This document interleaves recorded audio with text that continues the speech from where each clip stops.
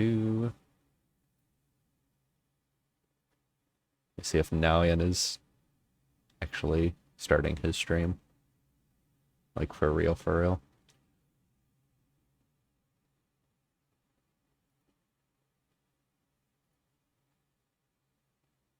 Okay, I think he's ready. I'll undeafen and start going over the agenda. Yo. Why, hello there. Are you ready? I have never been more ready for something in my life, except for literally Okay. everything. Okay, let me boop and boop Will. and boop. Okay, here. I'll share my screen so you can follow along. Oh boy, teacher POV. Yep. And doop. Okay. So, I was going over announcements and stuff, but now we're going to go over the agenda for today. So, we're actually getting started finally in Godot. So basically we're going to be kind of doing a quick and rough overview of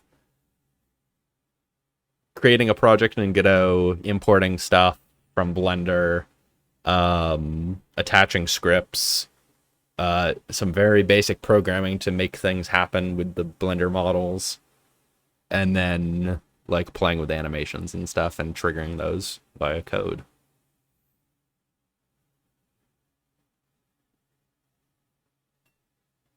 All right, I'll take your word for it. It's going to be exciting. Okay, so Yeah, I feel like that's like what they always say, but it'll be exciting, quote unquote. yeah, exactly. Okay, let me see what you've got. All right, so first, step 0 is we need to make a folder somewhere. So make a folder wherever you want the where the full path is fine to show on screen, because we're going to be using that full path quite a bit. Uh-oh. So like putting it on, like, I don't know, D drive or something.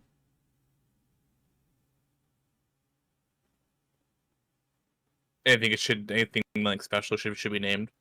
Nope, just name it something that is meaningful. So like, I don't know, stream program or something like that. And just make an empty folder. I am gonna steal that. Stream programming. There it is. Okay, folder made. Okay, so Step 1 now complete. in Godot, we're gonna click the new button in the top left, Oh boy. and then that should bring up this little menu here. And then Yes, in mine's not quite as wibbly wobbly, but yeah, I have Jello installed into my computer. fancy Linux things. Yep. Well, I can also do this. Whenever I open and close Windows, it like catches on fire. It burns away or burns Yeah. there. I've noticed that on your streams, and it always looks cool as hell. Yeah. Gotta install Linux and then you can do that. Just for the fancy effects. I'll get right on that. Right now. Mm-hmm. Yeah, okay, so step 1 is we need to install Linux. Okay. Oh shit! Is this gonna be on the test? Yeah, you're gonna have to compile the Linux kernel and install Arch Linux. Oh no. I wasn't prepared. Okay, so you've got that path, and then what you'll do is basically just name the project whatever you're going to name it. So like, I don't know, stream program or whatever. And then put the project path as whatever that path is for that folder that you created. Oh man, let's fucking dox myself. Okay. Okay. Let me So I want my C drive. That's my D drive.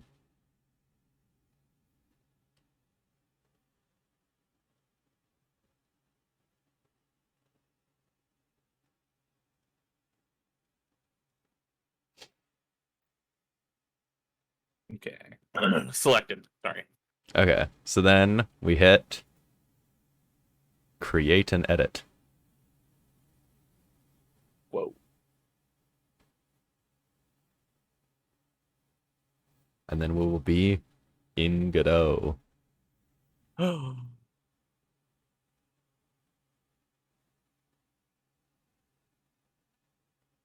It's just taking a bit to load. My old hard drive has been having issues Yup. recently. So if I ever have to cancel a stream and say it's because my hard drive died, just know it's possible. Gotta upgrade your drives. I do. I It was mean, unreadable a couple of days ago. It was very sad. uh-oh. Uh-oh. Yeah, that means you probably should do that sooner than later. Yeah. I left my computer off for like a day and a half, and it turned out fine. So we're rolling with it. Well, I guess if you need help cloning the drive to a new drive, I don't know if you have Do you have a done that. cloner? I have a USB I can plug in that does cloning. Interesting. Okay. Noted. Yeah. That's something we can talk about after class. You know.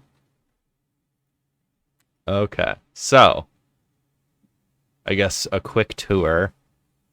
So we've got all sorts of things on the screen here. So our main thing in the center, this is called the viewport.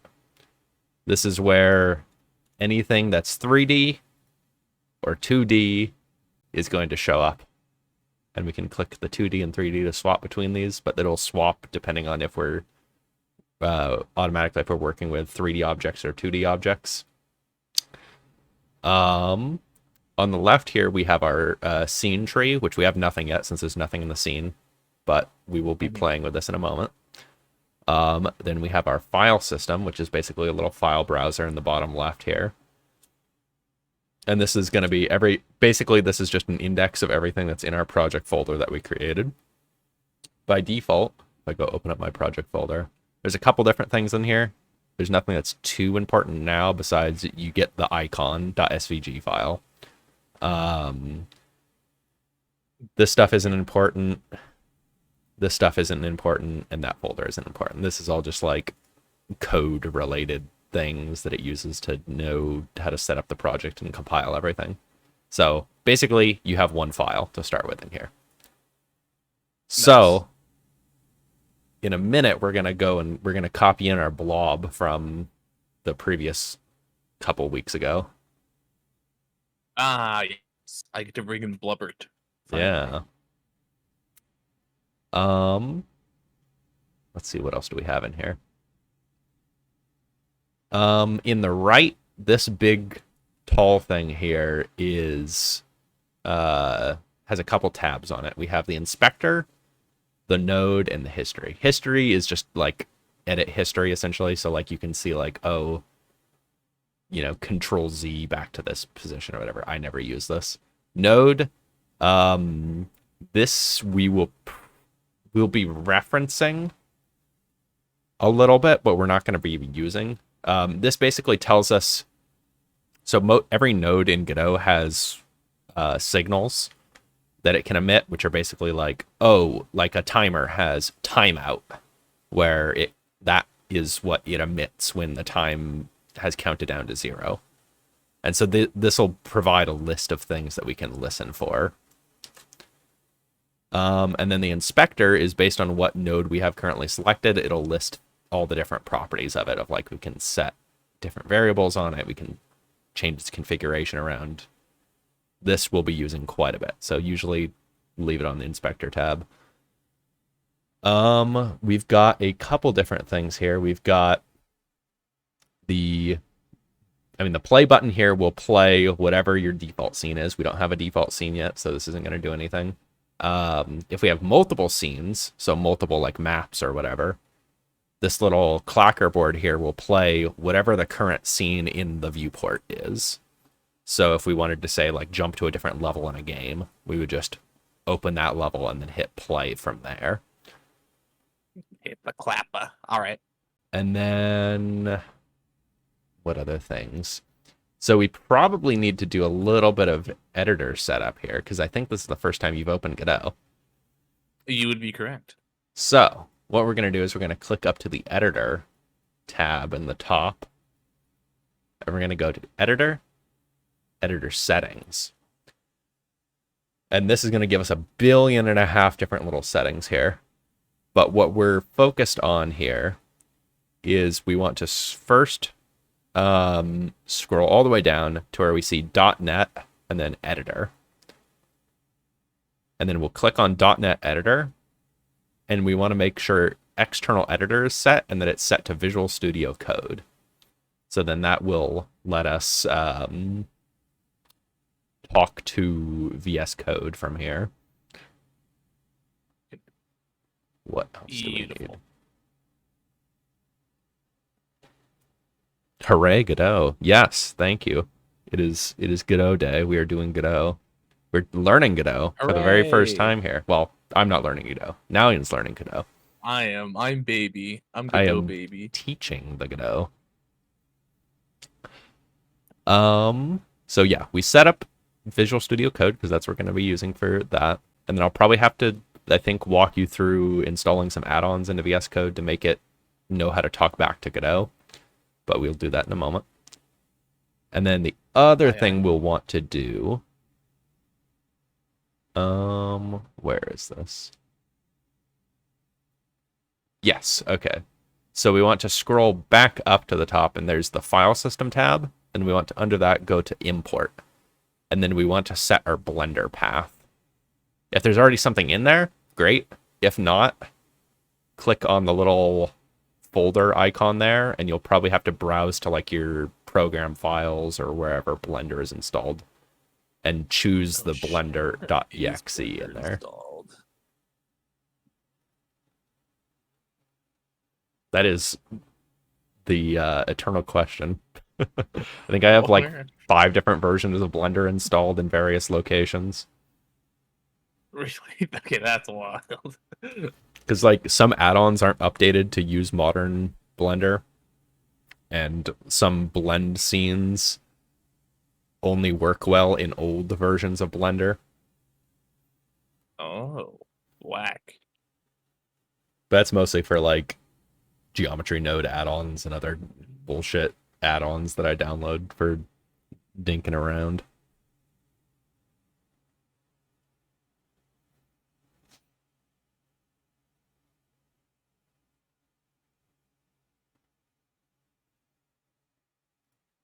Oh, wait a minute. There's only locations with shortcuts. What the fuck?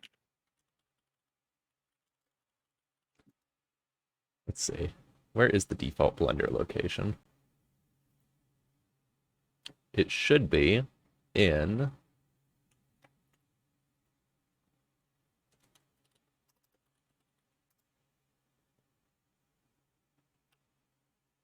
That's where that is. Put another one here.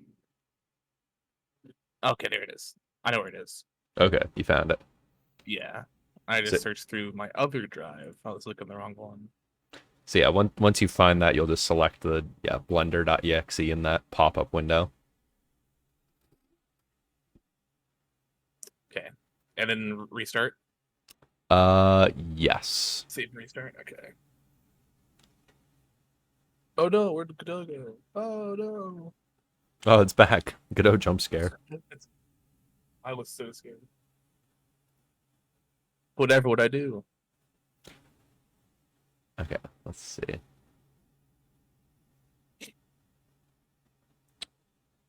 I think that's basically it. So then what I'm going to have you do also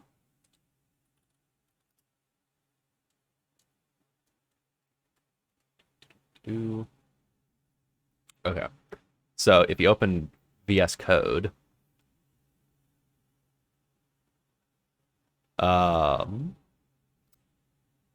you'll go to this little like couple like cube thing here. And then we're gonna search for Oh, I need to have a wait. Cube. Oh, there I see it. Okay. yeah. Sorry, go on. And we're gonna search for two things. We're gonna search for C# tools for Godot. And Python. Yeah, no. And then also Godot tool.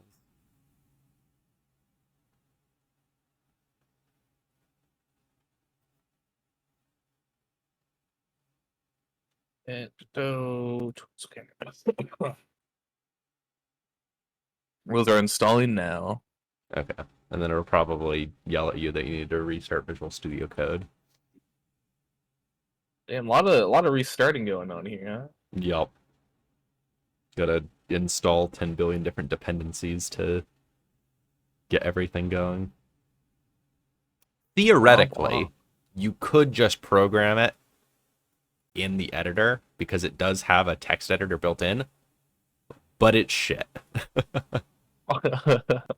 VS Code, Okay. as much extensions installed. Nice.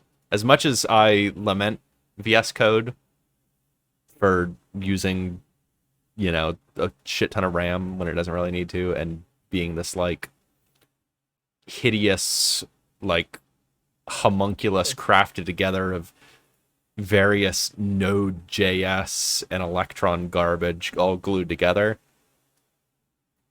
it works. Which is more than you can say than the Godot built-in script editor. This thing sucks. It works for GD script fine, but you do not get good IntelliSense, which IntelliSense is the thing that is, as you're typing, it will suggest like, oh, did you want to call this function, or do you want to like call this parameter or whatever? Okay, yeah.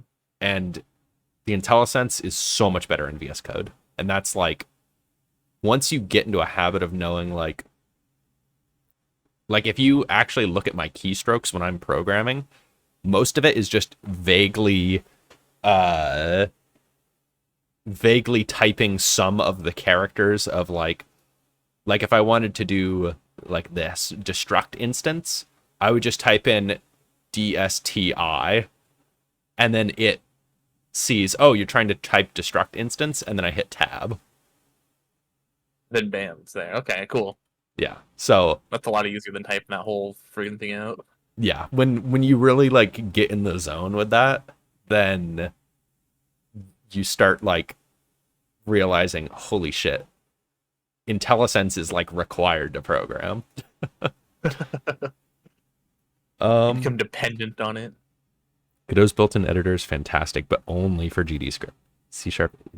Yeah, see, okay, one thing that I will give GD script edit, like the language plus the built-in script editor, is that you can do hot reload. That is really nice. And eventually I think we're getting hot reload support in C#, but I don't think it's there yet. Hot reload is basically you can edit your code, and in real time the game updates without having to like close and then recompile the game every time. Oh, wild.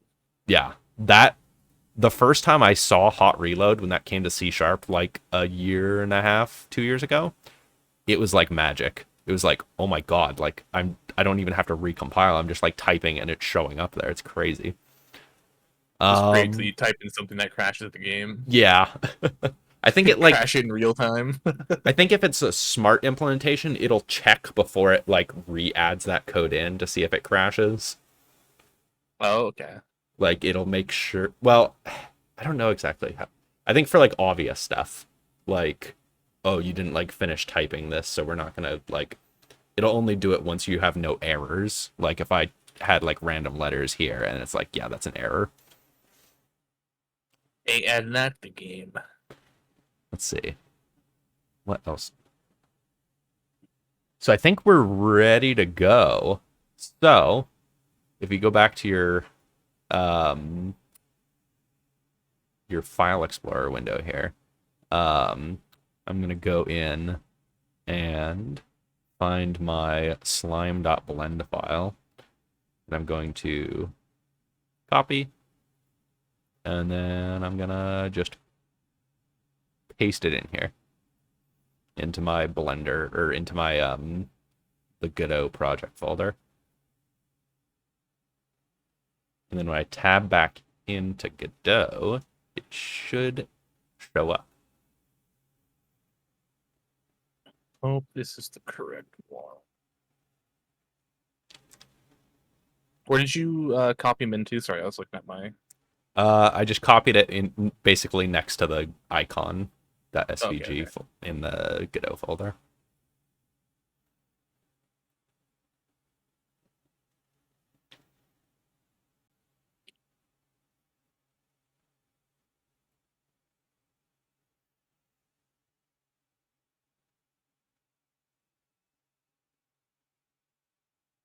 So then when you tab back in, I think it should show up a little pop-up that is... Oh, yeah, it says it started the importing and then Godot stopped responding, so that's a good sign. Okay. Oh. It's thinking. There we go. All right. Yep, Blubber is now in the files. Okay. So now this is really cool. Is that little blend file there? We don't need to do anything special to export it because Godot already did that for us. We just grab this blend file and just drop it into the scene.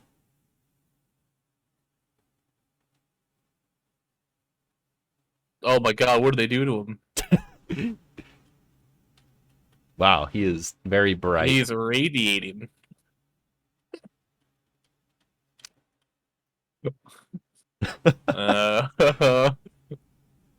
So this is where we get to start playing with how does Godot interpret some Blender things. Now this is something that I had to write a special importer script in my game, the decay chain. I wrote a special importer script that fixes lighting, because lighting in Blender uses a different type of units from Blender and Godot. They use different types of units. So instead of like, I think wattage, because Blender uses wattage and Godot, I think, measures things in like just energy, which is like some other weird third other way to measure lights instead of like candle power or wattage or whatever. So what we're gonna do is we're gonna go back. Is the sun. We're gonna go back into our file explorer and we're gonna open up that blend file that's next to the Godot guy. So the one that's in our project folder. We're gonna open this in Blender. And so in here, I need to change my stream sources real quick. Oh yeah, this is why DevStream I've just resigned to I've just resigned to just show the whole desktop and then just make sure I don't have anything doxing open up. Yeah, I should make another user account on my PC and then do the stuff on that one. Yeah. There it is. It did not open up Blender. Okay, fuck. Might have to open Blender and then like in Blender tell it to open that file.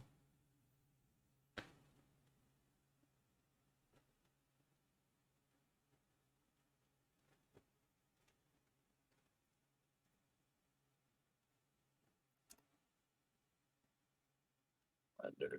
Wait, shit.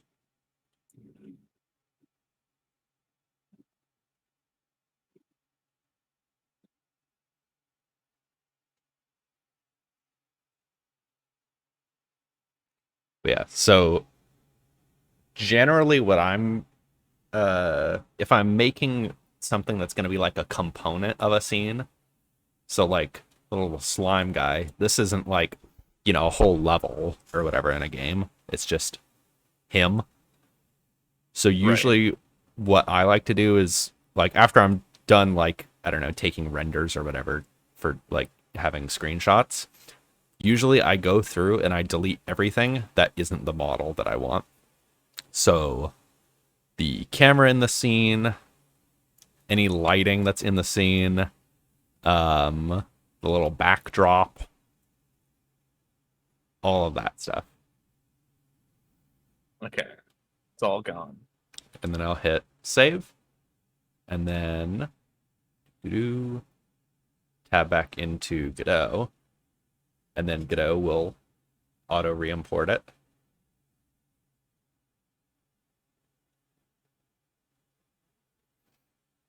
And then we're ready to go then here, I think.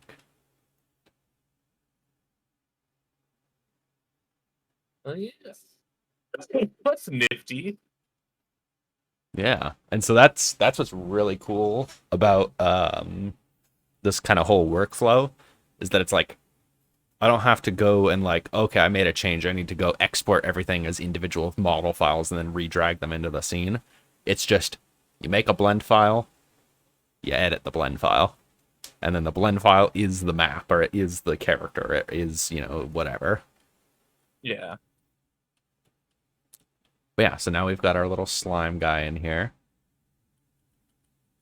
And now, Slime achieved. let's see.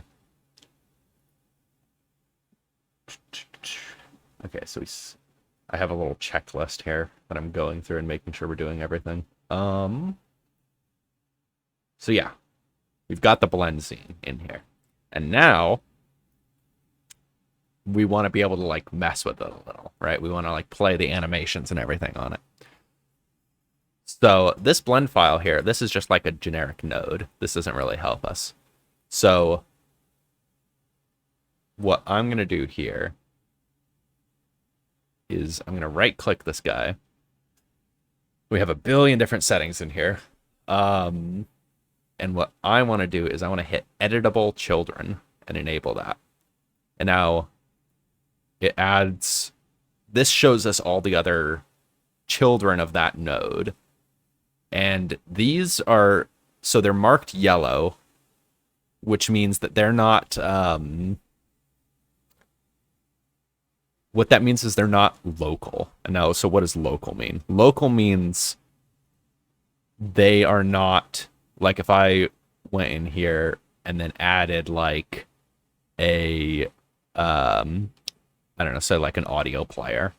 This is local to the scene because this is a unique instance of something I'm dropping in the scene. These things, these nodes, so like you can see there's the rig, which is the actual like the like core of the slime, the skeleton 3D, which is our rig that we made in Blender. And then we have the different meshes, so the body, the eyes, the mouth.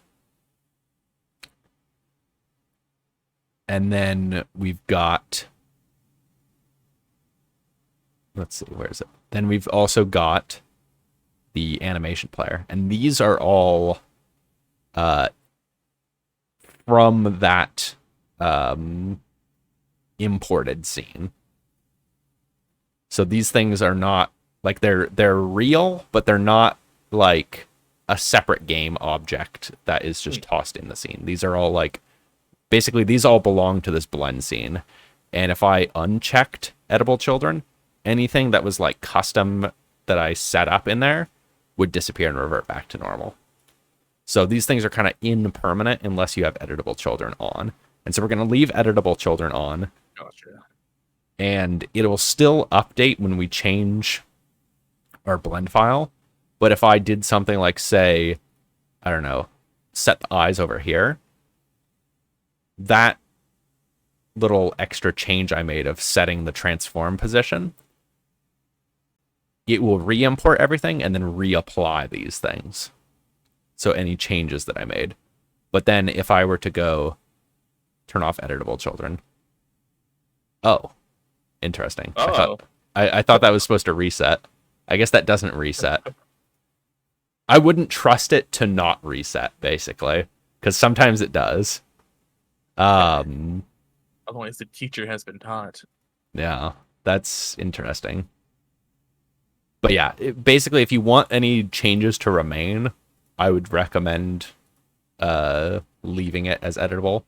Because like one thing we're gonna need to do is you can see our material looks kind of weird, and that's because the material that we made for the slime does not work in Godot, because Mm. Godot is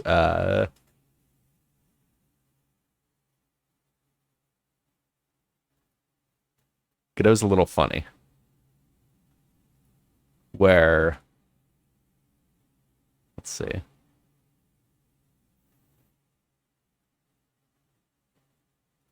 think there we go.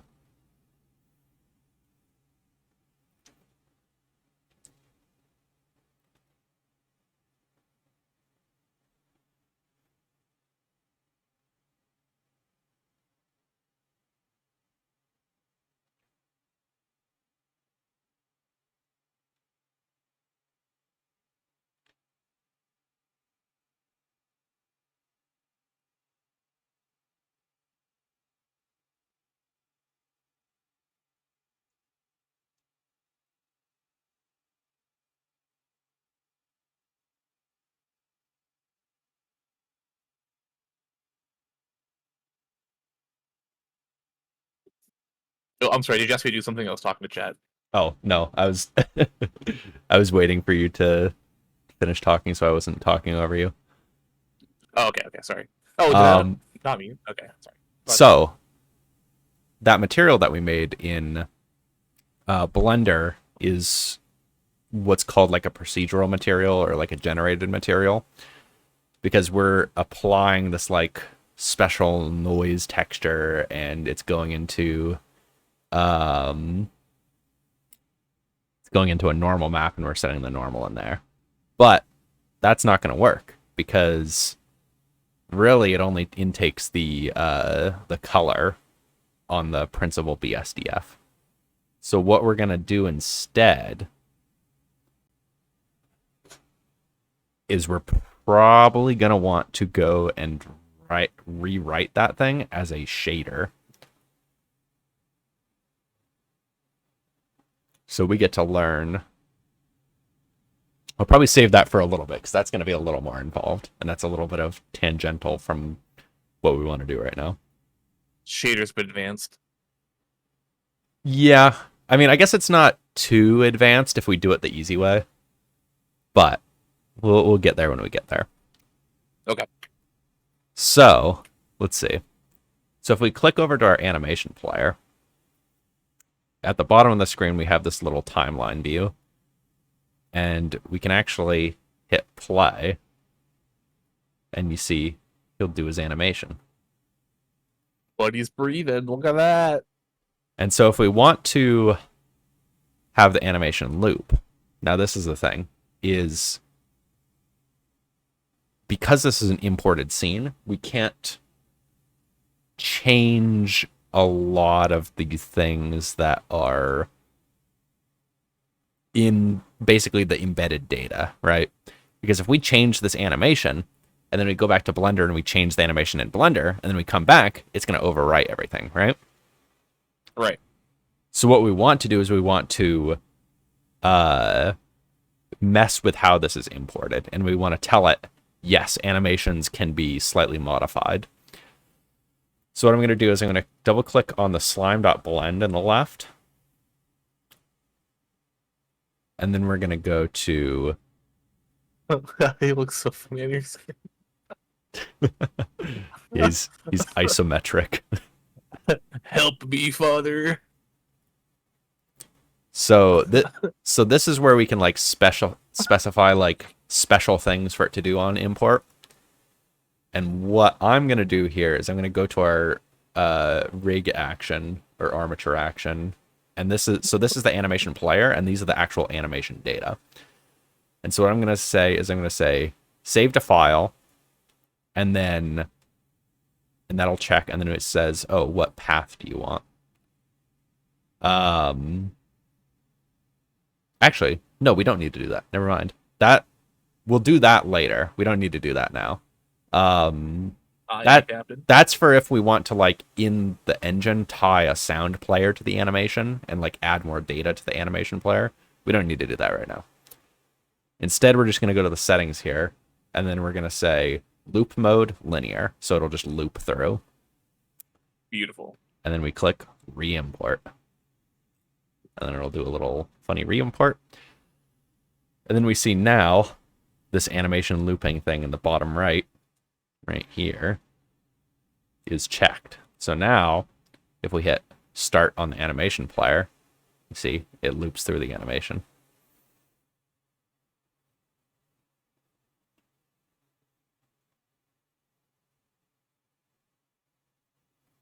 And then if we want this animation to play automatically as soon as it's loaded,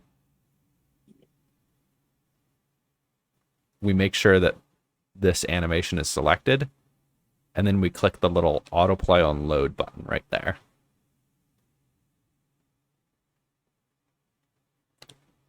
And then allow him to breathe. Yeah, I mean, if we start it and he's not breathing, he'll die. So we gotta let him breathe as soon as it starts. Exactly. And so now we probably want a little environment for him to be in, I guess. So I'm going to click this little drop down to hide all of its child nodes because we don't need to be looking at that right now. And I'm going to click on the... your children. Okay. Yeah, kill it. Well, I guess we're not killing its children. Or just hiding them. Yeah. So first I'm going to rename by just double clicking on this node. I'm going to rename this to just root, because that's the scene root. Classic. And then I'm going to right click on root. And I'm going to say, oh, thank you for the follow. How do you say Volmancer? Yeah, that's how I said it. Volmancer.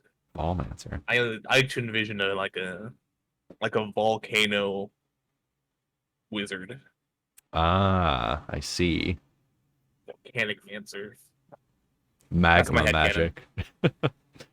Volcanic magic. See, I read that and I immediately thought of a vole, like the little like rodent type creature.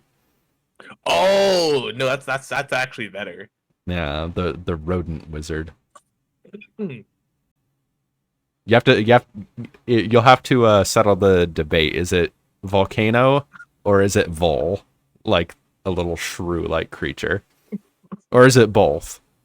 Yeah, what kind of magician are you?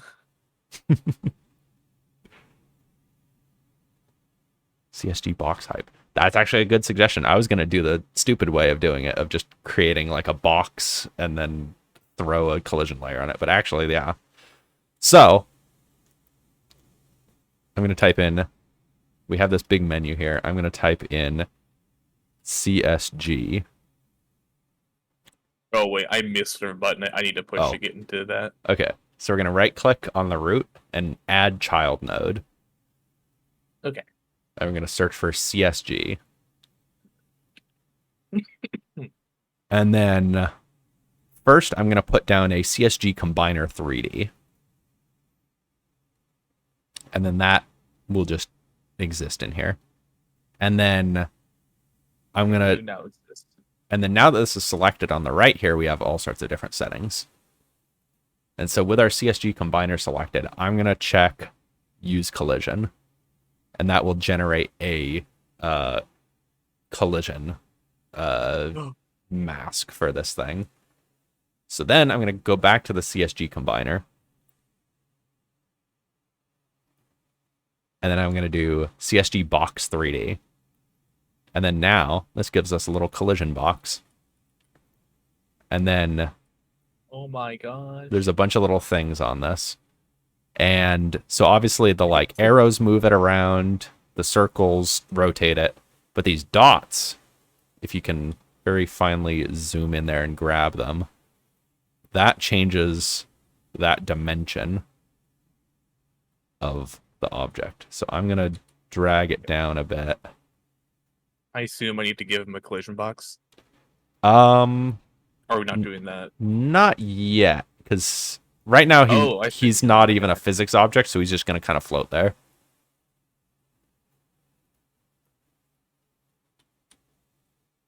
Oh, you creating like a plane? Yeah, so I'm just creating a big area for him to stand on for right now. I literally love when people think it's voles, because then I can fume and stew all day because it wasn't the intention. So it is volcano. Okay. Wait, is it? Yes, you were right, Nalian. We have. Let's fucking go. I still think a shrew wizard is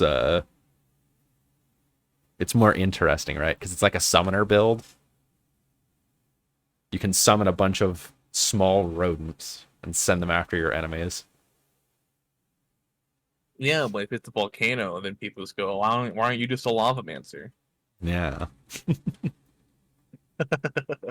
Or if it's both, then you can have, you know, voles made out of... Vole. Yeah, the Volvo. A Volvo, okay. Whoa! Copyright.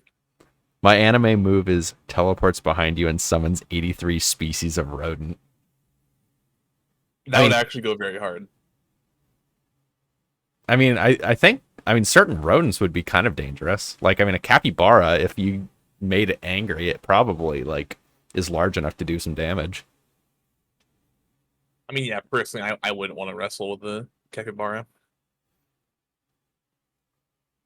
Or like a, what are they called? Nutria? Those things are fucking massive. Have you ever seen a nutria? I don't think so. They're like, think like a rat, but like the size of a small beaver. A small beer? Beaver. Oh. Oh my god, that's huge. And it like swims around in like swamps and rivers and stuff. It's a very large wet rat.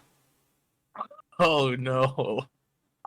If I saw that thing just out in the wild without knowing what it was, I would think it's some sort of mutant. Some rodent of unusual size. I wonder if I can Sounds terrifying. pull up a picture of that. Yeah, here we go. Like, first of all, I feel like seeing anything. Yeah, look at that. It looks like a capybara. It's like a wet capybara. Kinda, but it is more like a rat. Oh, here's... Really? Yeah, see? It kind of like swims around. See, it kind of looks like a beaver. Yeah. But it I would has... not have associated that to a rat. But it has a rat tail instead of a beaver tail. That's Yeah. a big rat. Yeah, this is the giant rat that makes all of the rules. Yeah, look at this creature. It's a big wet rat.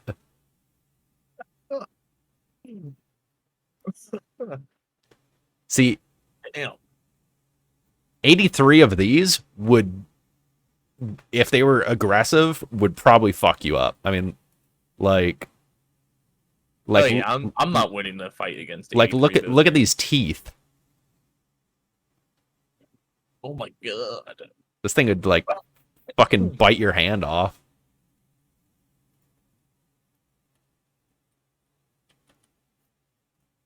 Subscribe to Rat Facts. You should just become the Nitria Mancer instead.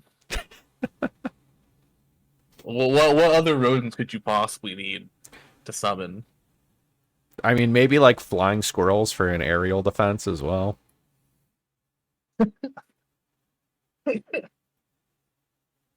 Those are more like gliders. True. You'd have to like launch them. I guess it depends. Like when you summon them, Can you summon them in the air already?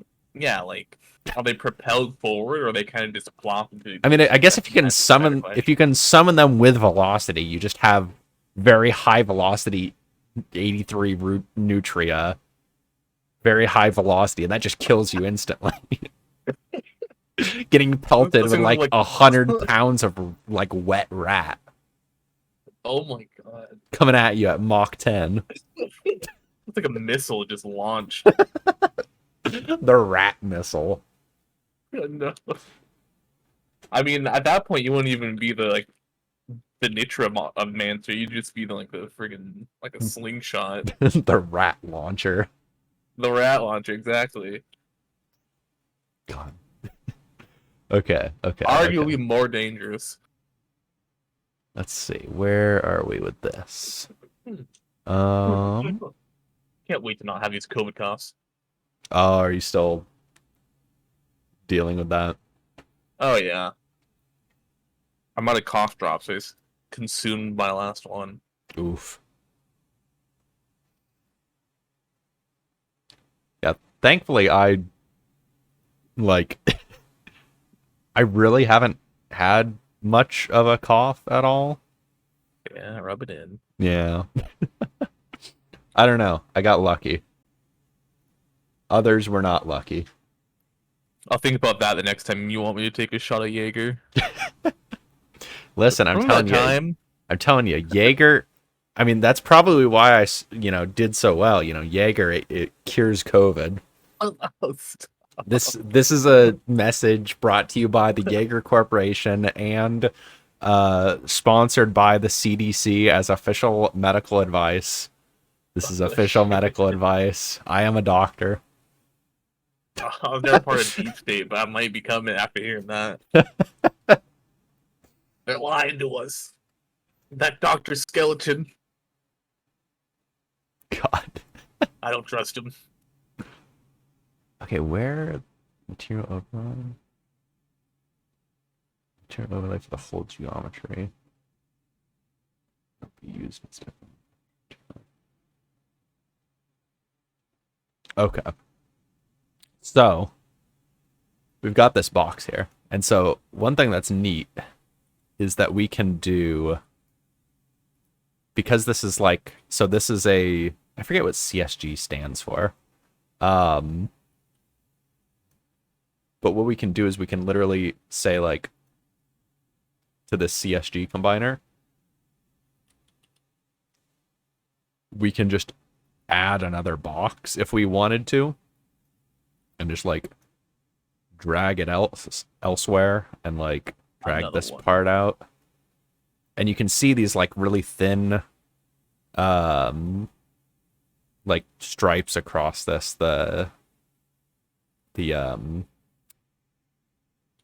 these little triangles that are on that.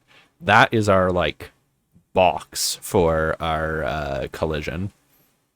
And so you can see it's automatically generating the collision for this. Nifty. And so these are very useful for if you wanted to just block out a level quickly, demoing oh, I want to test out a map with this type of geometry in it. You can block it out like that, and then later you can then go recreate it in Blender with the actual more detailed look that you want. But yeah, these are cool for prototyping. Let's see. Also, what I'm going to do is I'm going to go to the CSG combiner, and then I'm going to go down to the geometry tab here and expand that. Oh, shit. And then I'm going to go, I'm going to make a new standard material 3D. Expand this out a little bit so I can see better. And so this is how you make materials, or at least one way to make materials in Godot, is you can just say, okay, I want to do that. And then I'll put for the albedo,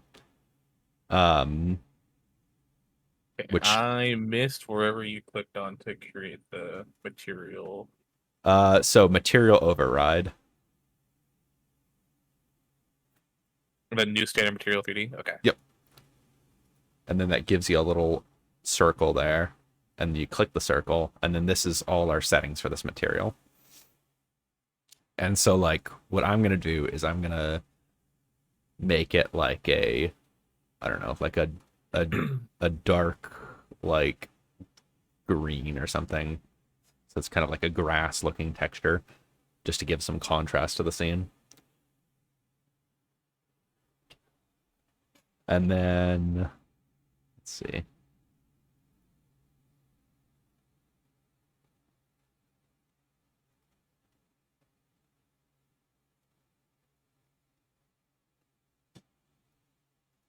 Oh, I want to do that.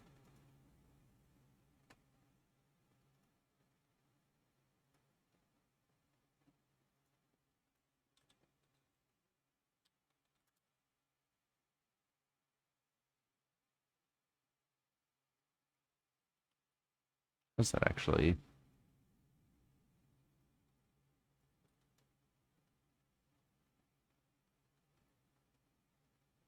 No, that does not do what I want it to do. So, I was gonna make it where it had like little bumps to it, but the Didn't work out. built-in, yeah, the built-in noise texture does not look good for that. Womp womp. What other things can we do here that's interesting to look at? Height? Oh wait, can we do this?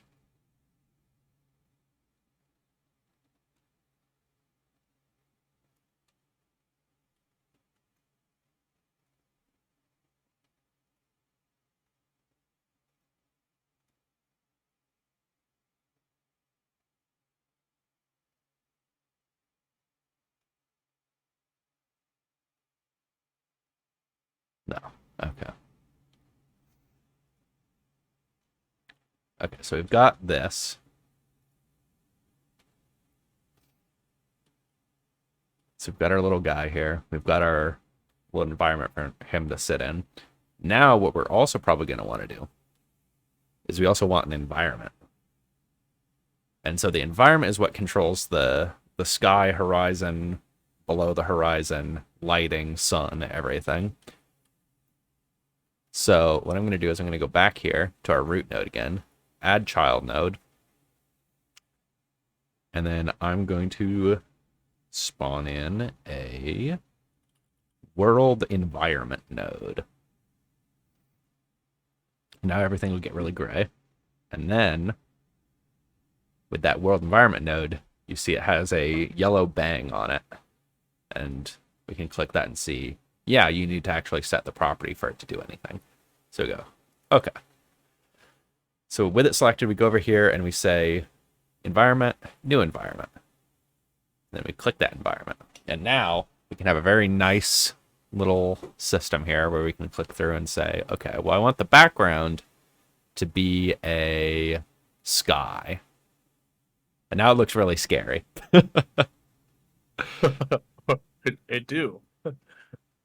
And then we'll tab down to sky. Okay, well, sky. Let's make a new sky. So we click the sky, and then we say we want the sky material to be a procedural sky. And now we kind of look back to how we were. However, now, with this procedural sky, we can click that, and now we can go and set all these different settings. So I want to make mine to look like sunset. So I'm going to say, we're going to set the top of the sky to be kind of like a purpley color, but like kind of more dim. And then I'm going to set the horizon color to be kind of a little bit of an orangey red. So we've got this kind of like a little bit of like a golden horizon sunset. Very pretty. Then we're going to say for our ground, we want the horizon to be just black because that's going to be in the shadow. And then the bottom color I'm also going to set as black because, again, that's going to be on the horizon. I might actually set the horizon color to be have a little bit of an orange glow to it, so it's not as harsh of a transition.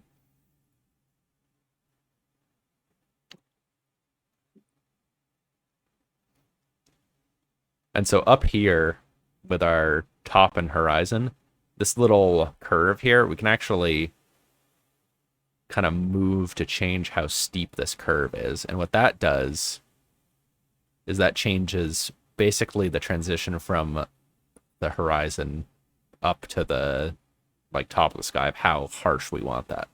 So like if we wanted it to be, just barely, we'd do like that. Or if we want it to like cover most of the sky, we'd go like that. I'm gonna set mine to like that, which is pretty close to default. The other thing we can mess with here is the energy multiplier. This is just like how overall bright you want everything to be. If you want to blast everyone's eyeballs out, you can turn it all the way up. Oh, yeah. I'm gonna leave it at default 1. Well, and then the other thing is, okay, if we look up, the sun is just in the middle of the sky. We don't want that because it's sunset. So I'm gonna go to the sun, and then I'm gonna change its angle to be, or wait, what? Hold up. Why is the sun not moving? Oh, I made the sun to a giant moon that consumes all. Oh, holy shit. Interesting. Wait, how do you change the... Where is this? Silly slime. Yes. He's a silly little guy. This Unity also add a directional light to move sun. Okay. Constructive solid geometry. Yeah, I believe that this is Unity. Right, Skeleton? Yep, this is definitely Unity. Definitely. There you go, Mr. Goompy. Okay, yeah. So CSG stands for constructive solid geometry. That is interesting. I did not know that that's what that stood for. Yeah, no problem. It is deceptively great. Is that? Yeah. Oh my god. I have it. I have chat on my tiny screen, so I am like straining to read. Essentially, mini blender plus better booleans on acid. Yeah.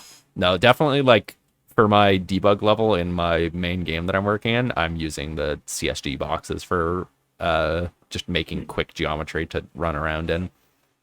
Super useful. Let's see. How? Yeah, how do you... Or wait, am I Are you dumb? trying to move the sun still? Yeah, I'm trying to figure It says out... directional light to move sun. So it says Goompy Bumpy. Oh, So shit. we You're all. right. You're right. You're right. You're right. Okay, so under our world environment, I'm going to right click that. And Teacher gonna, gets taught. yeah, add child node. And then I'm going to type in directional, if I can type directional light 3D. What if I want a 2D directional light in my 3D environment?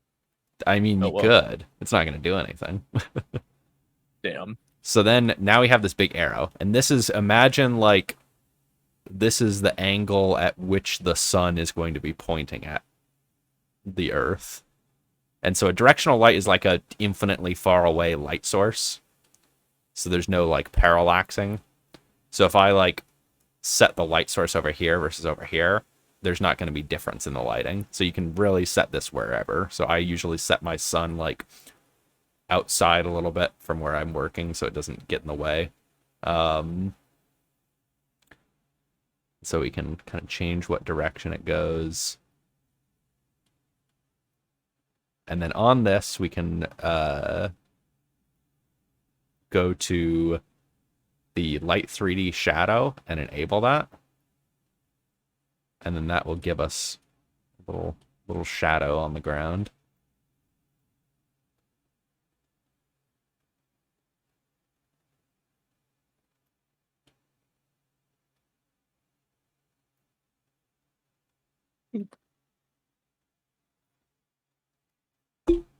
I think I made my environment too dark to be able to see shadows. Maybe. Like its icon in the scene to focus your camera on it. Oh, Click on the light. oh yeah. Neat. Oh, I didn't know you could do that. You never told me that.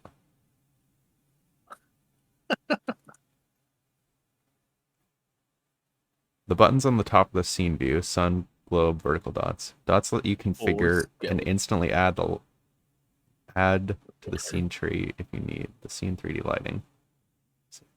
No. Oh, wait. Holy shit. I didn't... Wait. Let me see.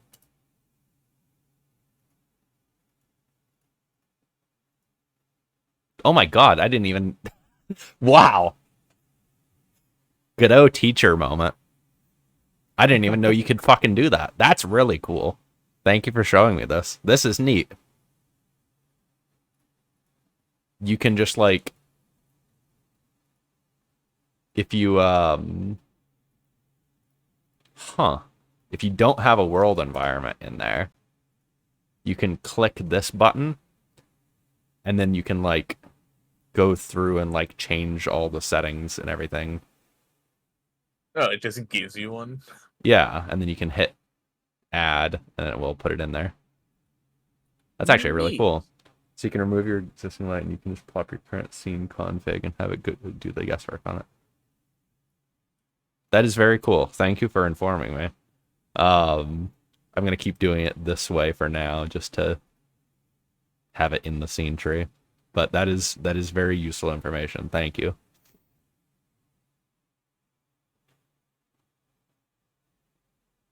I found this out on YouTube a few weeks ago. Yeah, I think there's like a lot of different little buttons in here that I just never end up clicking.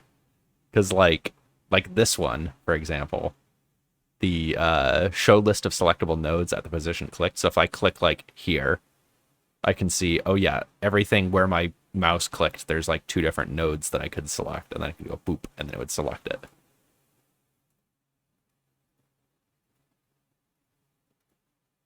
Yeah. That is very cool. Okay, let's see. What's next?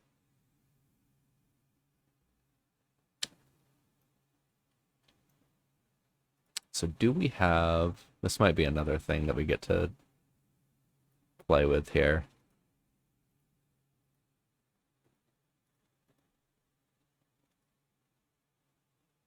I'm not a fan of hidden buttons. One notorious one that you shared with Nalian already, the autoplay animation button that is so tiny. Yeah. No, this thing is like microscopic right here. Yeah, there's definitely a lot of things that I still don't know about Godot, even though I've been using it for like several years now. I'm still learning more things about it. Same with Blender. Those both have very like infinite skill ceilings. You can just keep learning more and more about it. Scary. Yeah. But cool. Okay. So now we're gonna have some fun here. It's time to code. Oh man, I think my fingers just stopped working. Weird. Okay, so first what I'm gonna do. This is, you don't have to do this, but I like to organize things a bit. So down here in the file system, I'm gonna create a new folder. And then I'm gonna call this folder Blender. And then I'm going to also create a new folder, and I'm going to call script. And then the slime.blend, I'm going to take this, I'm going to drag it into the blend folder, and then it will do a little lag there. Makes sense. And then that puts that in that folder, and then the script folder is where I keep all of my scripts. So then I'm going to right click that. I'm going to say create new, or actually, we're not going to do it that way. We're going to do it this way. I'm going to go up here to our root node, And then we're going to create a script that is going to be our like main script that does random things in here. Oh boy, random Yeah. things, huh? Yeah. Um, so I'm going to click on that. And this is, okay, what language do we want to work in? Obviously, we want to click that. We're not doing GD script. We're going to do C#. Aw. And then I'm going to say folder, and then we're going to go into the scripts folder. And I'm going to make sure to rename this to be main controller.cs. And then I'll hit open. And then this all looks correct to me. And then I'm going to hit create. And then that should just go open up VS Code. It sure did. And then it might do this where it says, specified Godot executable is invalid or whatever. And then we're going to click this, which will open the file explorer. And we're going to say, go find wherever our Godot.exe is. Navigate to there. And then we're going to hit reload once we select that.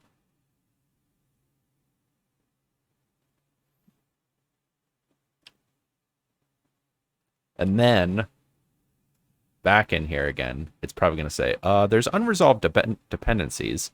So then I'm going to click restore. And then this will tell C# to go find all the Godot things so that way it stops erroring out. And then The only other thing that's given me is asking if I want to install the C# dev kit. Probably actually. Alright. It's installing. I always forget that VS Code is left aligned by default. Because like all the like buttons are on the left side for you. But for me, I always move everything over to the right because I'm weird.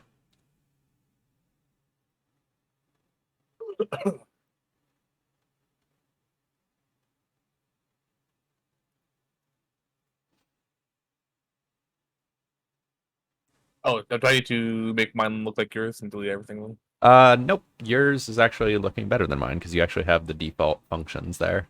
I don't know why mine doesn't want to generate the default functions anymore, but that's probably some setting I clicked somewhere at some point. You've lost your default functions privileges. Yep. So, first, what we probably want to do is let's make it where we print to the console. So I'm going to go public override void process. I don't have that function yet. So you already have this function. And so inside of that function that you already have. I don't need to follow along this time. Yeah. So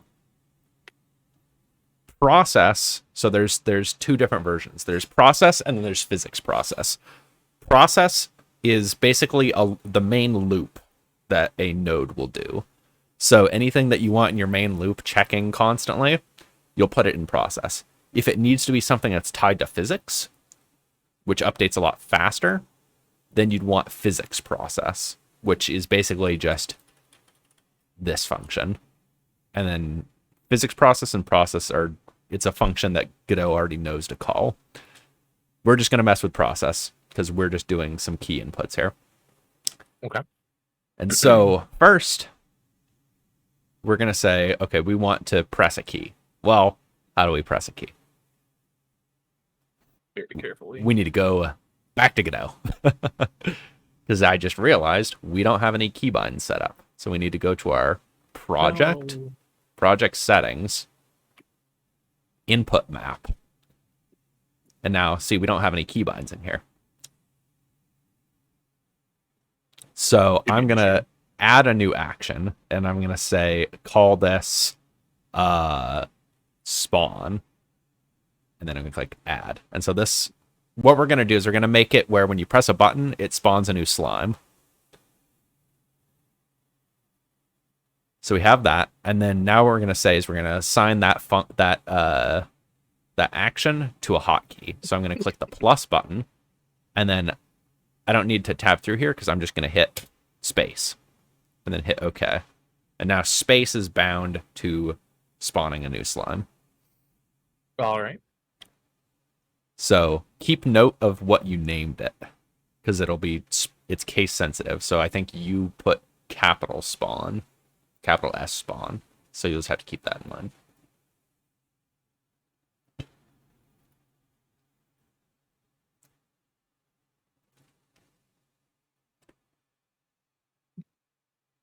So then back in Thank you for the hydrate vol answer.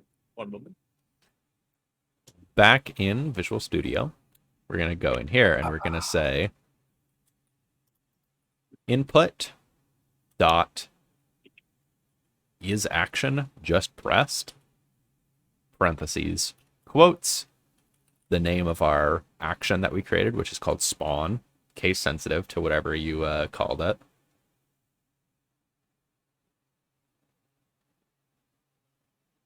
Oh, that's interesting. You don't have doesn't seem like you have IntelliSense working. Yeah, it's not IntelliSensing for me.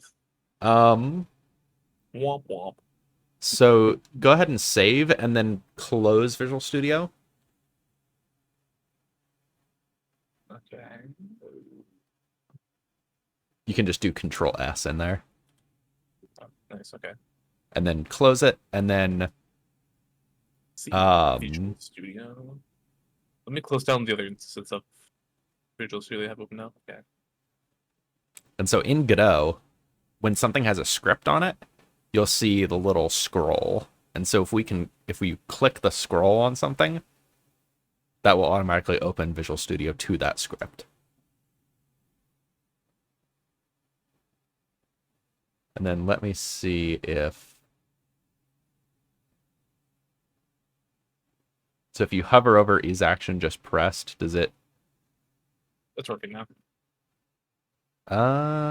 So if you hover over it, does it give you this little wall of text like me or no? Suddenly not. Interesting. How would you do this? It does give me the options. Your eyes widened when I went to save by clicking the button. Look, I'm sorry. I didn't know I could Control S. I'll never do it again. This might be the other thing that you need to install. I just realized is we never actually installed the base C# support. Oh. That's probably why it doesn't recognize the language. So go there, just type in C#. It should be from Microsoft. I think I did. Okay. What version does it say that you're on? Version 2.39.29. Okay. So we want to I think we need to roll back.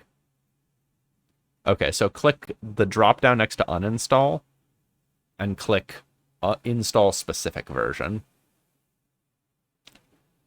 Okay. And then we want 1.24.4. I think you can just type it in. Oh, 1. Well, that's way back here. Okay. Yeah, they haven't updated their C# support in a long time. You said 1.24.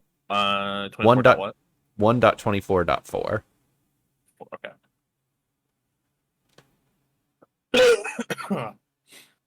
And then it'll probably ask you to reload. And then also uncheck auto update once it's done. That thing. Because right now. Yeah, it will. That took me a long time to figure out that was an issue because it auto updated on me at one point and then just nothing would work. Oh. And I could not figure out for the life of me what it was. because it only updated by like a minor version, so it was like .5 instead of .4.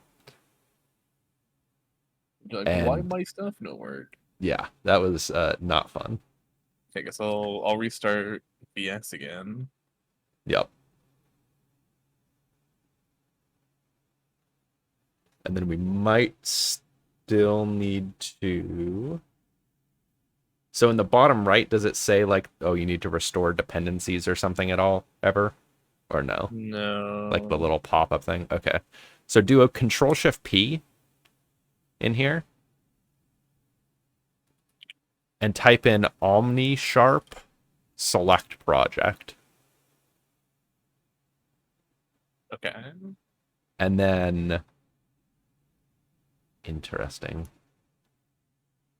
Well, it says it's failed to find up-to-date .NET CLI on the path.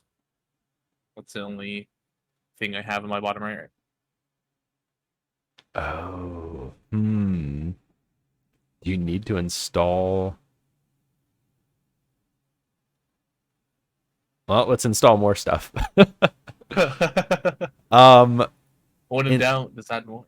install the .NET install tool. Install another add-on. Install I already another. have it. Does it use a certain version? Um I have no, you, 2.11. you have the same version as me. Okay, that's fine. What else do I have that wouldn't be working, right?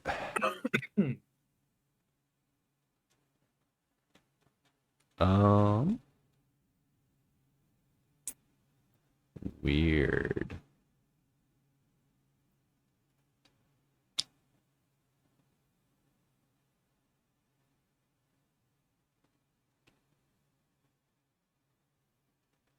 What? I thought it just started working. Why is that? So in the bottom right, there's this little thing that says connected. Does that say that it's connected in the bottom right? Yes, it does. Okay. Um, do you see the little fire thing that says OmniSharp server is running?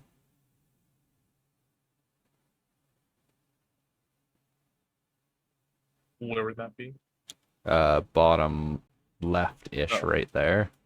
Yep, OmniSharp server is running. Interesting.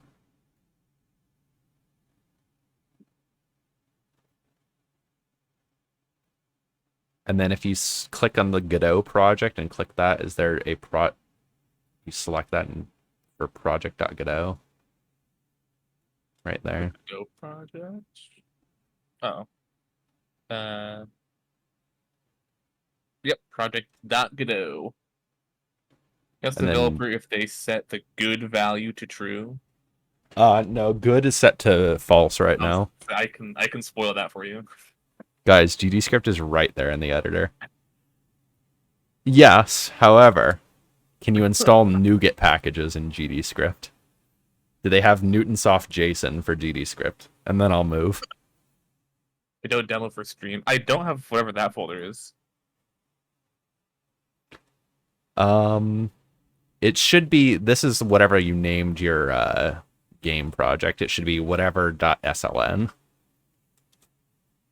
Yeah, I don't see that in my. Okay. I only see So I Godot think project. that's where we've got the issue. For some reason, your shit's kind of fucked up.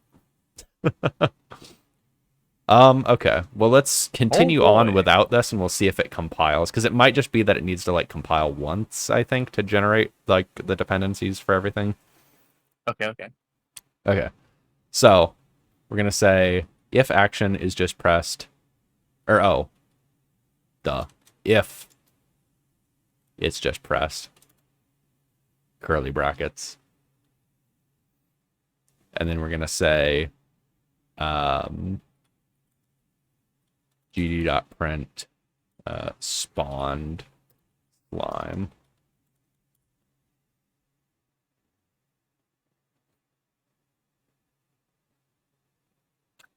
GD, not GUID.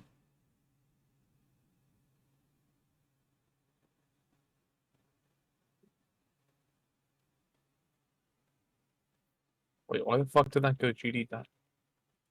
Because it doesn't know about the like for some reason it The fuck? it hasn't understood this thing here, so it doesn't know what Godot's functionality is yet. It thinks we're just programming in base C# right now. I And see. GD is the Godot namespace for things. It's goddamn. Oh yeah, GD. You're sorry. So we're gonna save that, Control S, and then we're gonna tab. Click on file and click save. Nope, just Control S. I know. Oh. It's trying to trigger people. And so we're gonna go back to this scene here. We're also gonna need a camera. We don't have a camera yet, so we wouldn't be able to see anything in here. So in the root node, I'm gonna right click it, add child, camera 3D.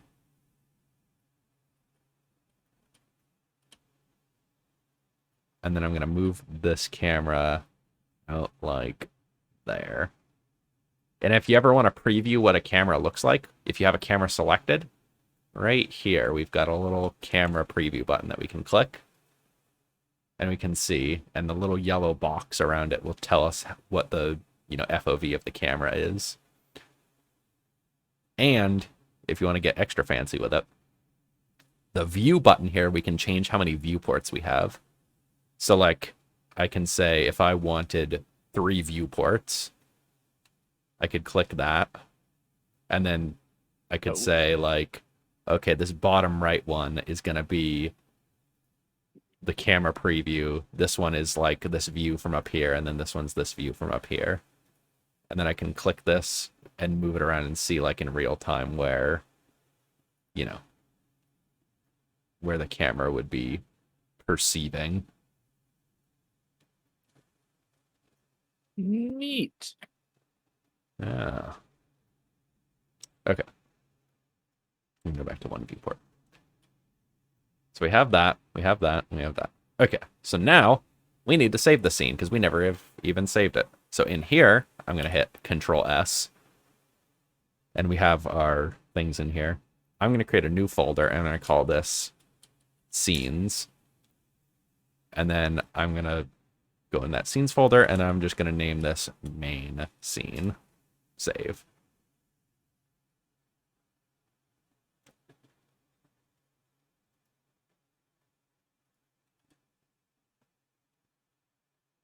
All right. Oh, what the heck? Oh, okay.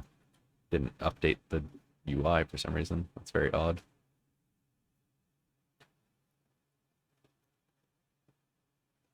Okay.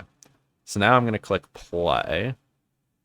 And it says, yeah, you don't have a main scene. I'm going to say select current because that's what we're in right now. And for some reason, it's asking me to save it again. I don't know why. What the fuck? Wait, hold up. The same for me. Interesting. Oh, I'm stuck in a loop. Yeah. Is this a Godot bug?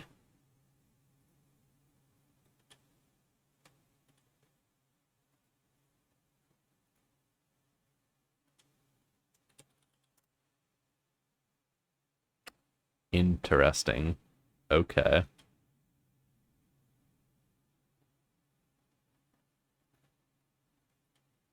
Oh, what is in our output?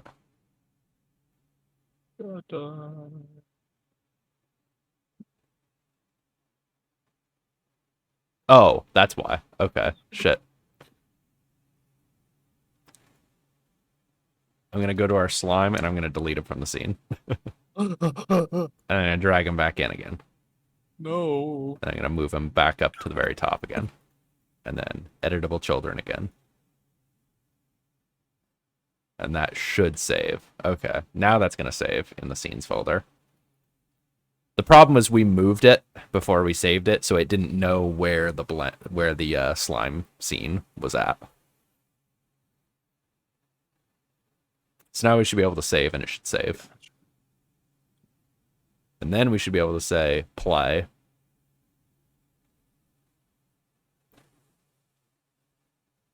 And we should have a little guy in here.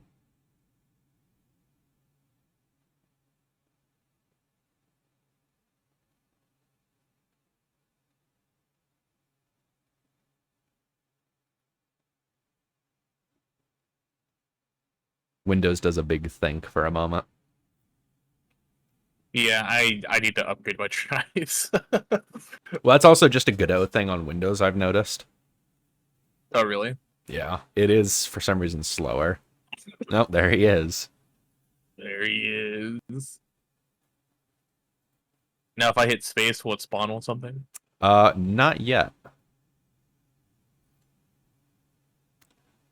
Also, we need Oh, to right. We haven't actually programmed that. yeah, we also have to reset our autoplay animation because since we killed him, it's no longer set to autoplay. So we have to set autoplay again.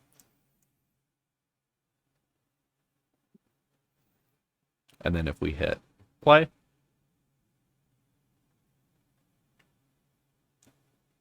I forgot how I made him. uh, Made a loop. so we already have loop enabled. Oh, autoplay. Okay. Yeah, we just need to enable autoplay. And look, there he is. It's him.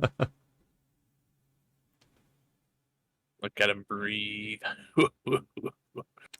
And so now I need to fix his animation a little bit, but yep. Oh, and see, that's the cool thing is now that this is all set up in here, you can just edit that blend file and it will automatically update in Godot. excellent. Yeah, that's how I was actually showing this off on or wait, no, I guess that was totally unrelated. I was doing some I was having a very fun adventure, fun in parentheses and quotes, with a big asterisk on it. On the weekend in Discord, I was working on my VTuber program a bit, and adding some extra things like here I'll drag this over and show this on the main stream here. We've got little job indicators here now. And so when your guy is working somewhere, you can actually see what they're doing right there. But I made a couple changes because I needed to change around the like pathing so that way the golems could go down to the mines properly. And because of that, we ended up in a situation where it took like 15 minutes to re-import the scene for some reason due to some like weird bug. And so I spent like several hours troubleshooting and fighting Godot and Blender, thinking that something was totally broken. When it turns out it just for some reason is taking like 15 minutes to re-import the scene after I change something. But it was acting like it was like totally crashed, and yeah, that was not fun. I don't know where I was going with that, but that just reminded me of having to of editing things in Blender and then re-importing it into Godot in like real time. But that was a situation where that did not work out as planned. Okay.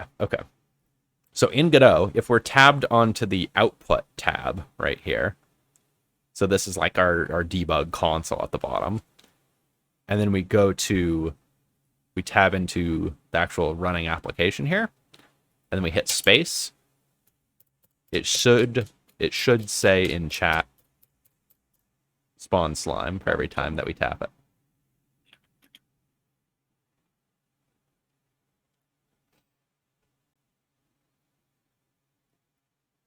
Oh man. Is it working for you or no? No, it's not. It's not saying it. It's not saying shit. Let's see. I wonder if you go into VS Code, does it? Oh, I see why. Oh, because it has to be this input. got fucked up. Yeah. Yeah, input dot is How did that action happen? distress. Ooh, what did this change it to? What the fuck? Yeah, this is the struggle of not having IntelliSense.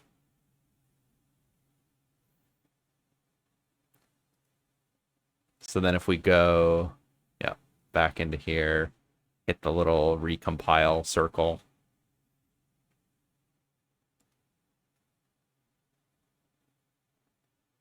Oh wait, recompile circle. Yeah, the little reload button, and that recompiles it. Oh, okay.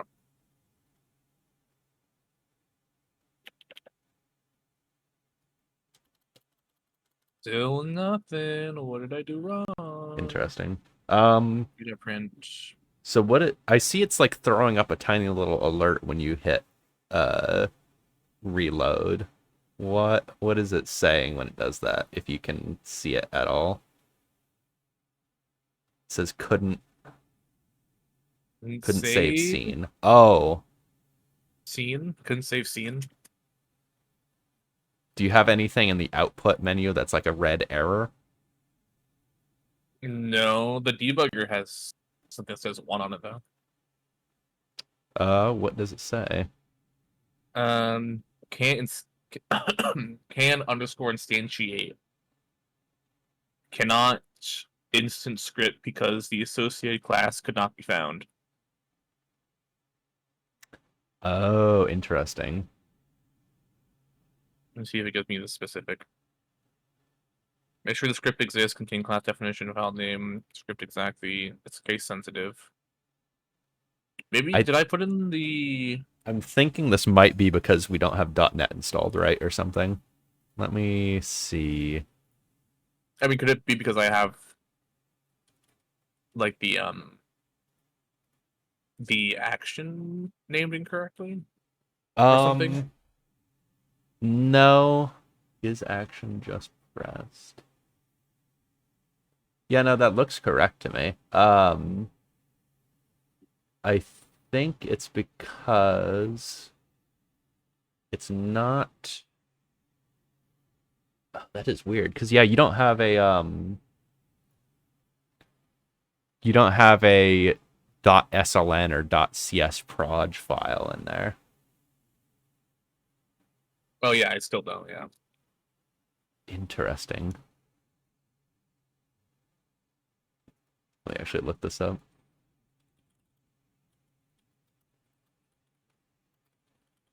I think I've run into this issue before. Give it a restart, but.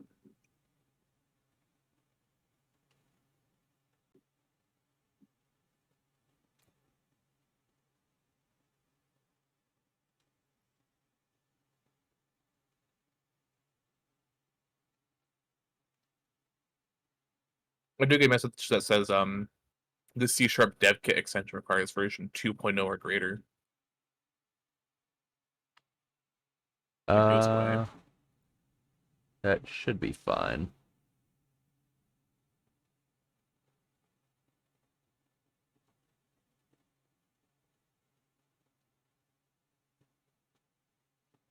Let's see.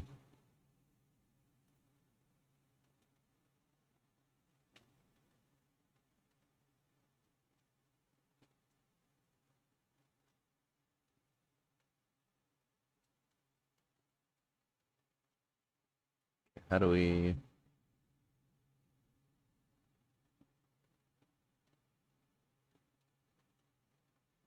Okay, let's try this. Um, just for now, we'll see if this will, because I think the problem is it's not generating the CS project file. So if we go to our editor settings, so editor settings, and then we just search .NET in here.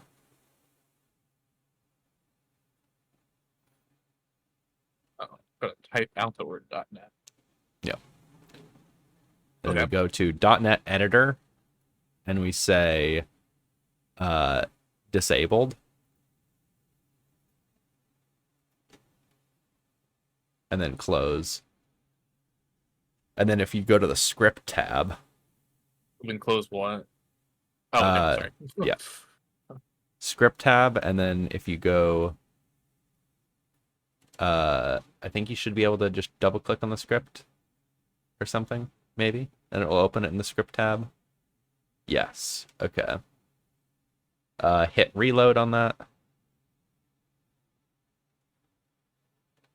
And then now hit the little refresh button up in the top right to see if it will rebuild. Couldn't save scene. Nice. Interesting. Open a new, so up at the top, open a new tab and then just create 3D scene like that. Make sure we're on 3D mode. Oh, that would explain why.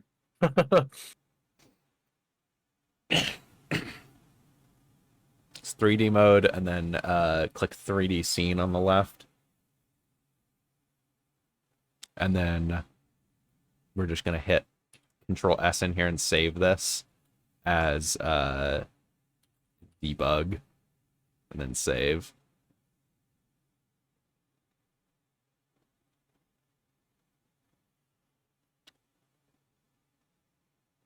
Interesting. It showed that little pop-up again. And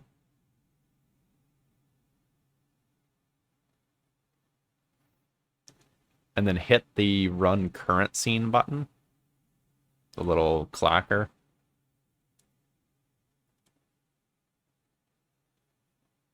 Couldn't save scene.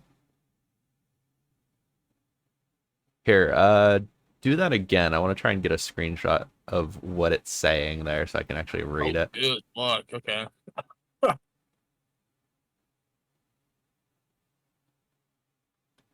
Saw the word dependencies in there. Damn, my screenshot was too slow. Do it again.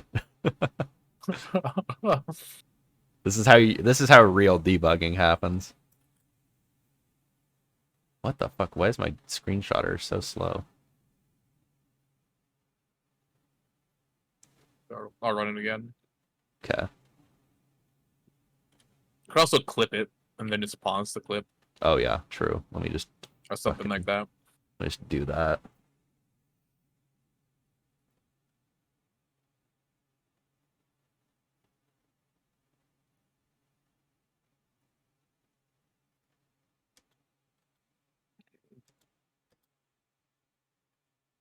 Really should have set good to true. We're Likely struggling now. dependencies could not be so. So I'm wondering if like that is so strange. I think it has something to do with okay.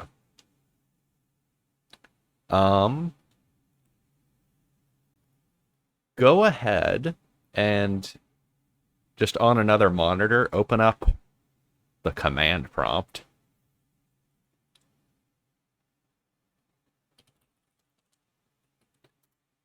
And we're going to run this command.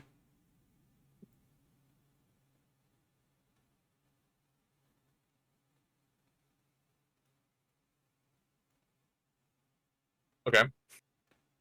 And then Do you want me to send you the screenshot of the results? Yeah.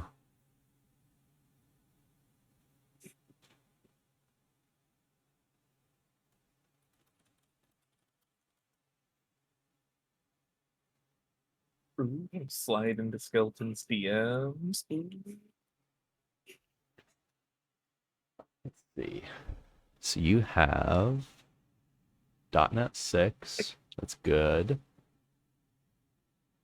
Okay.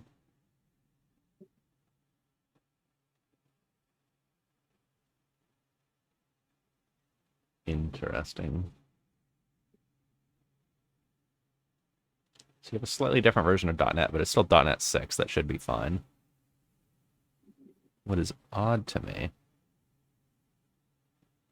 Oh, you don't have the .NET SDK. That's why. Oh. Did I never send you the .NET SDK? It sounds familiar. Let's Let's see. We want. Maybe I didn't. Maybe I downloaded and didn't realize how to run it.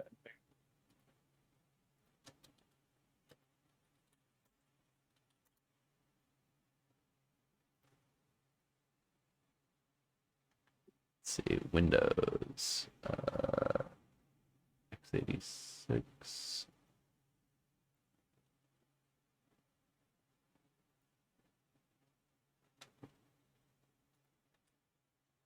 Okay. Click on that link, and then it should auto download, I think.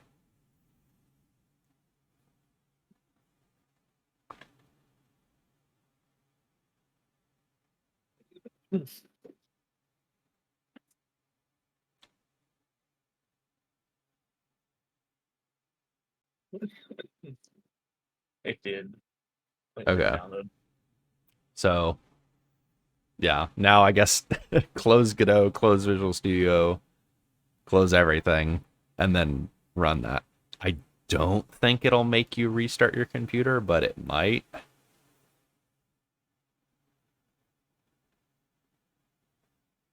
Oh, my PC takes fucking ages to open back up, so. Yo, what's up? Thank you for the raid. Campfire. What is happening?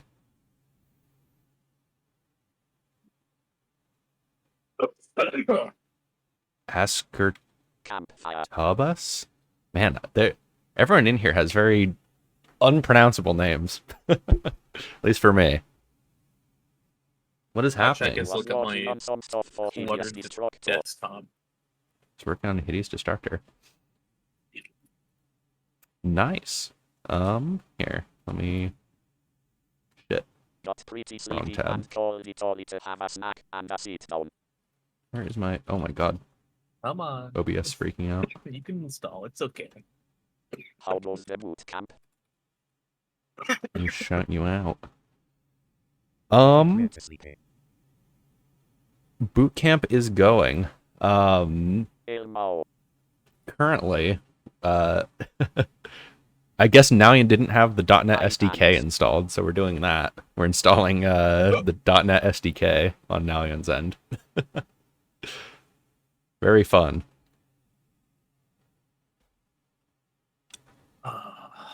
But yeah, right now, It's getting there someday. When it stops eating molasses. yeah, that's the high octane gameplay right there. Is Yeah. Oh, it was successful. Okay. .NET. Now we open installing. everything. Yep, you should be able to open everything at this point. But yeah, so far we've got the slime that we made the other week. Got him in Godot. Imported the blend scene. Yeah, he's got the 1,000-yard stare. Right now we're trying to troubleshoot. Like I said, I think we might be there now that we have .NET SDK installed. Hopefully. Let's not get too ahead of ourselves. Yeah, Oh, we're hopeful. Crossing the old fingies, hoping for the best. But yeah, right now we're just trying to confirm C# works, and then we can actually start going. Because then what we're gonna do is we're gonna just make it where when you hit space, it spawns another slime and like drops him in the scene. And he rolls around or whatever. Bada boom. Okay, Godot's launching allegedly. We'll see how successful. All right, here we are. Main scene, beautiful. Now take me to them scripts, baby.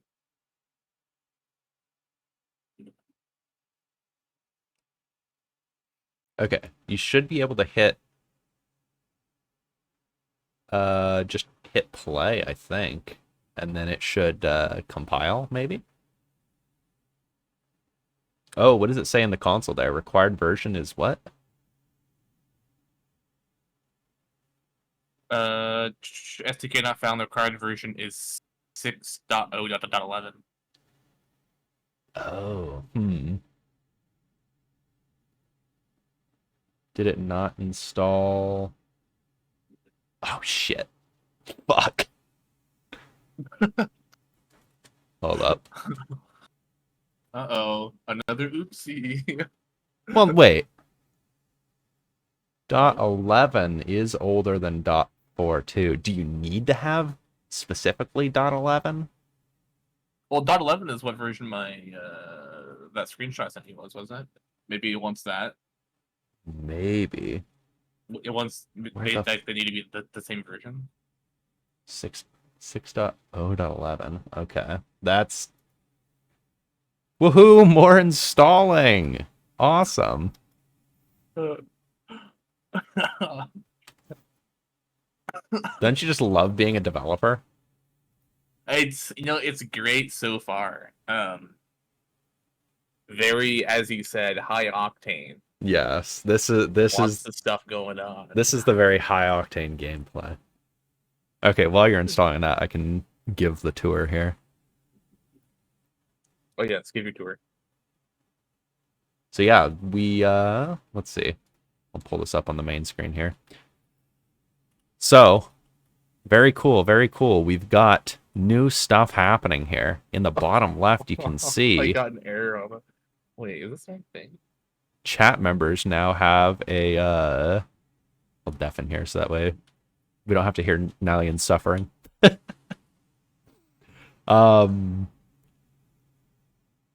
If you're a chat member and you have a job in the game, or in the cave rather, you now show up here and it shows what your current job is. And the mines have been implemented. The golems, they can yearn for the mines now. And so now you can actually go down to the mines. Additionally, we don't have it implemented using it yet, but that little plus one there, depending on what thing you're at, is actually training a stat. So orb trains wisdom, campfire trains constitution, the library trains intelligence, TV trains charisma, and the mines train strength. So as you go do those, it's actually keeping track of those levels now. And so soon you'll be able to use those levels to do stuff. That will probably happen in a secret offline dev stream, online offline dev stream in Discord of just dinking around with that. Yes.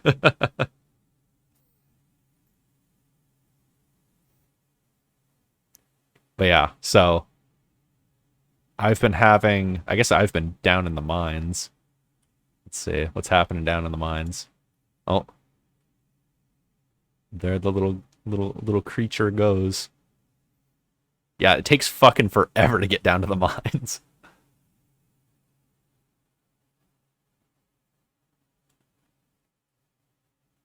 But yeah, so that's what I got working on the weekend. I also really fucking broke my VTuber program. So you can see some shaders here, like the orb shader, are fucked for some reason, and I have no clue why. There's some other weirdness, like the portal shader is weirdly dark for some reason. Don't know why. And for some reason also, in the editor, the nav mesh only shows up if I'm looking through my character. So if I like stand like here, I can see through my character, the nav mesh in the world, but here I can't. It would not render here, but it would render if my character's occluding it. No clue.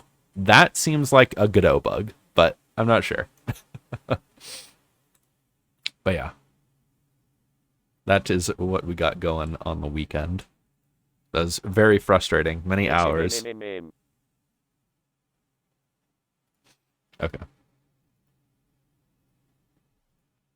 How goes the installing? Well, I had to uninstall the previous version first, which just finished. So I just started installing current version because it looks like we're just downgrading the SDK. I guess so. That was the intent. Okay.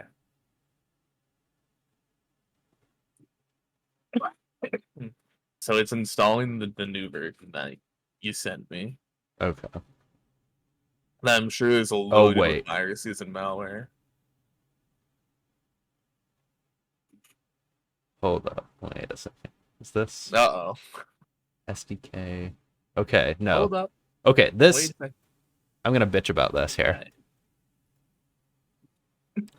That download link.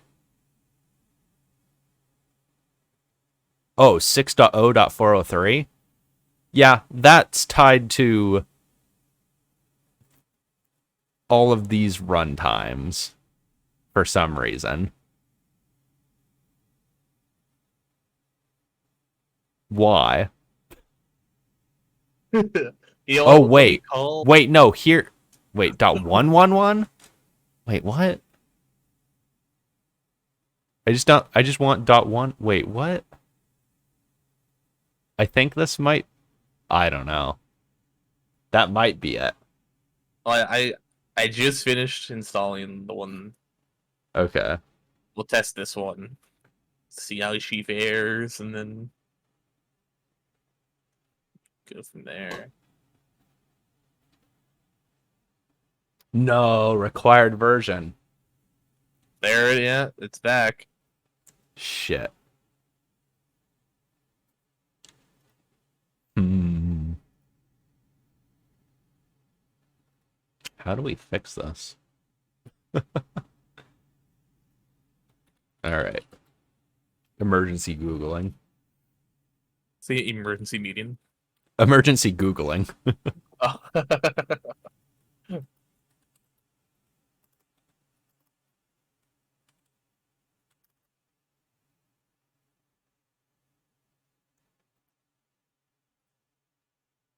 Hmm.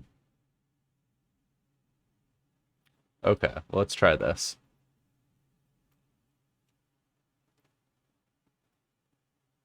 We're gonna go in the opposite direction here. Trying to uninstall the .NET version again. Um, Wait, are we upgrading or degrading? we're gonna try. Let me see this. Let me actually read some Git issues really quick.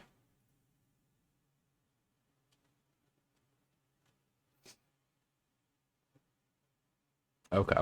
I think we might need to use a newer version of .NET since you're on Windows. Nice. I made the mistake of trying to use, the version that it said. I amateur mistake. Yeah, amateur mistake. Imagine trying to follow what the error actually tells you to do. No, Here's gonna tell you what's wrong. You're supposed to do the opposite of what it says. Yeah. But also not quite the opposite. You're supposed to do the secret other third thing that wasn't even an option previously. Well, if you were a dev worth his salt, you would have known. Yep. So that's why software devs get paid so much, is they have to know these things. And be really, really good at using Google. So that's a secret, is as a software dev, you don't actually get paid that well. At least anymore. Well, maybe compared to other jobs, I feel like they probably do. Yeah. Unless the the software dev market has really gone down. Well, it kind of has. Everyone's being replaced with ChatGPT now, so we don't need programmers anymore. We can have AI automatically generate trash code instead of having a person write trash code. Well, at least like the ChatGPT trash code was virtually free. Yeah.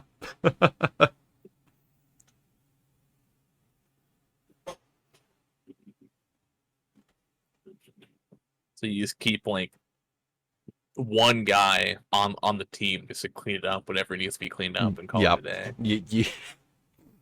You have one code reviewer, and then you have a million instances of ChatGPT sending that code reviewer just garbage code after garbage code, and then that code reviewer, they train an AI to review the code that the other ChatGPTs generate.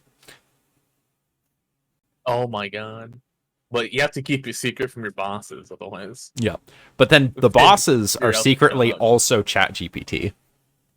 Oh my god. Wait, You're the only it's a human. Chat GPT company. You're the only Oh, we human at gotcha, the yeah. company. this is the future that CEOs want. They too wish to be replaced by Chat GPT. God.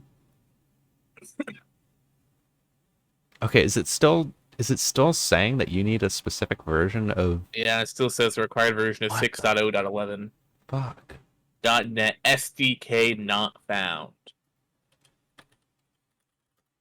Twilight Zone gameplays. According to my insider sources.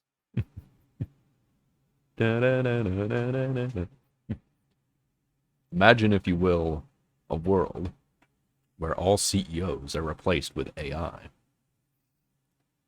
But the employees don't know that. Yeah. Oh my god. Wait, If- I think we just came up with a brand new reality TV show. The you have to multiple people have work at a company, and then they have to figure out if they're working at the AI company or if they're working at a real human company. But they're all like work from home, so they never actually meet their boss. Yes, exactly.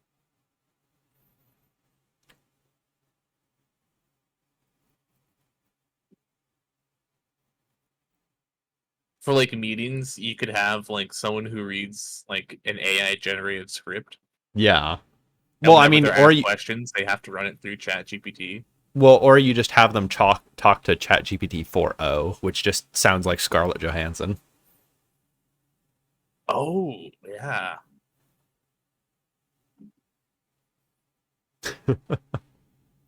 I think you also have to not tell them that there's a chance that they're at an AI company. I think they like have to figure it out on their own. Yeah, they have to be told that it's like under the guise of like, oh, a reality show about like, trying out different jobs or whatever, that like it's like a documentary about like trying out different jobs, but then it's like you never tell them that everyone they're interacting with at this job is an AI.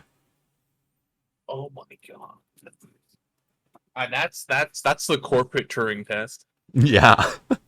The sad part is I would be surprised if most people even that crossed their mind. Oh, I would too. Because Like, why would you think that your boss is actually Yeah. ChatGPT? It's like Okay. if they say a couple weird things, just like, oh, my boss is a little quirky, but it's Yeah. it's a job. The large language models get a little quirky at night. Oh no. Okay, do that .NET info command and command prompt and send me it again. Let me see what it's saying. Aye, Captain.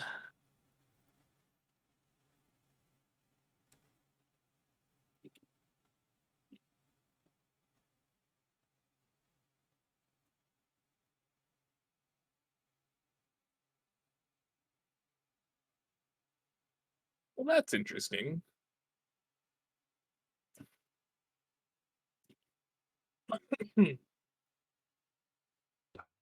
Really?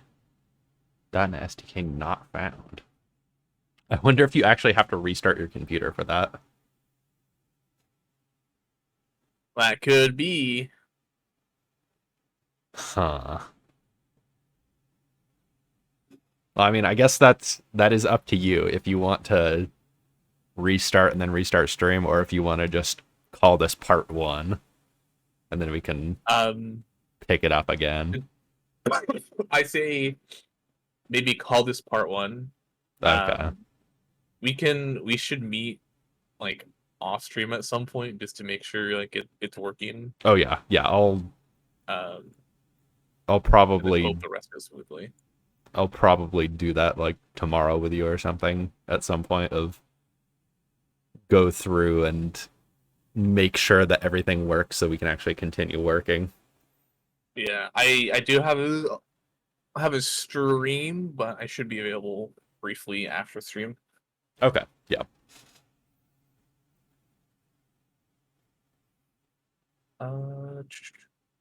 Okay. Well, thank you for trying. I think that's the Yeah. important part. And we did do some stuff. Yes. Um, We have Godot half set up. We just can't code Yeah. yet. The last little bit was troubleshooting, but I feel that's just well, being a developer, as you said. Yep. That's just how it goes. Hopefully, next time would be a bit a lot smoother. Yep. Turns out my PC was not ready for the task quite yet. We weren't there. Yeah. I blame Microsoft. That's always a safe bet. You know what? I think you're right. Yeah, my homework is going to be to install Linux. Yep. I won't do it. Oh, I'm a bad student. God. Okay. Well, this is part 1. Then we'll pick it up in the part 2 then. Sounds good. Hell yeah. Well, thank you for your time today, Skell. I appreciate it. Yep. Goodbye, Mr. Skeleton's chat. Hope you'll have a wonderful rest of your night. Are you gonna keep streaming, or are you calling it as well? I'm probably gonna keep streaming. I consumed a lot of Red Bull, so I am still wired right now. Okay, fuck yeah, let's go. Okay. Sounds good. Alrighty. Peace out, man. All right. See ya.